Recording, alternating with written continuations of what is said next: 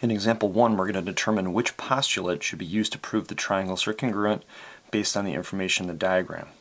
There is no postulate to prove the triangles are congruent. We'll write none. Let's look at A. In A, we have two triangles, and it appears that they have all three sides being congruent. And so in this case, we're going to use the side, side, side postulate.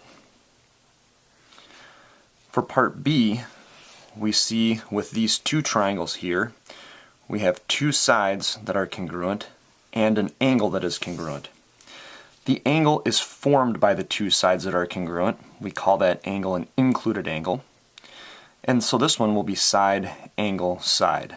Side, angle, side.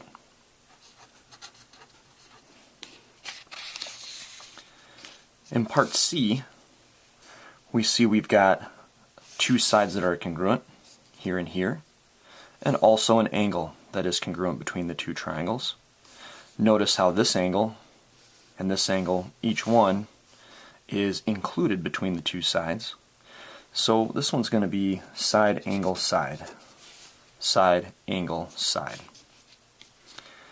In part D, at first glance, it appears that we only have two sides that are congruent, and they happen to be all congruent. And that's okay. So the other part of this is CA is a common side that's shared by each one of the triangles, and CA must be congruent to itself. It's the same line segment. So in this case, we've got side, side, and side. So these two triangles would be side, side, side. Just have a few more to do here. So if we look at part E, we again have two triangles. They happen to be right triangles. We have one side between the two that are congruent and one angle. We need at least three items, and they have to be in a very specific order. But unfortunately, we don't know that any other sides are congruent. We don't know that any other angles are congruent, and we're not allowed to make any logical conclusion that they are. It looks in the diagram that the triangles are the same size and shape, but we can't assume that.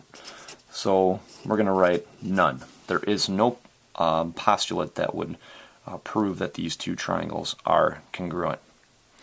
In part F, on first glance it looks like we have one side congruent and another side congruent. So we might think to ourselves, shoot, this one is not going to work for us.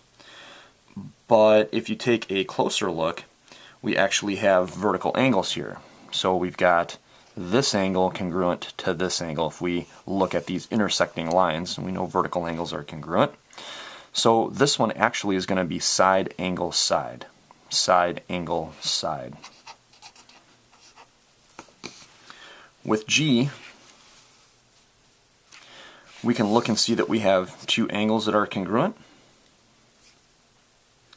here and here, and a side that is congruent between the two triangles. The side is not included between the angles, so this one's going to be angle, angle, side. Angle, angle, side. Angle, angle, side. Or side, angle, angle, either way. With part H, we have one angle that's congruent between the two and one side. And we know we need a third piece of information, and again that has to be in a very specific order. So let's take a look at these intersecting lines here. And we know that vertical angles are congruent. Notice I'm using two angle marks rather than one because we don't know that these two angles have the same measure, and therefore we don't know that they're congruent. But we do know that vertical angles are congruent. In this case, we have a side included between two angles. So this one's going to be angle, side, angle. You can see in the three-letter abbreviation that the S is in between the two angles.